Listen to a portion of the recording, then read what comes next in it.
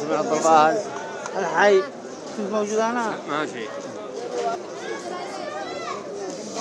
هذا ما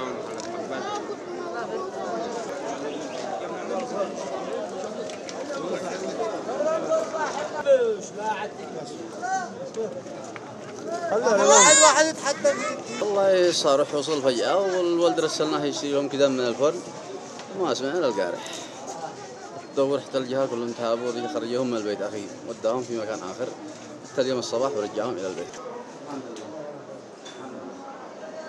الحمد لله رب العالمين.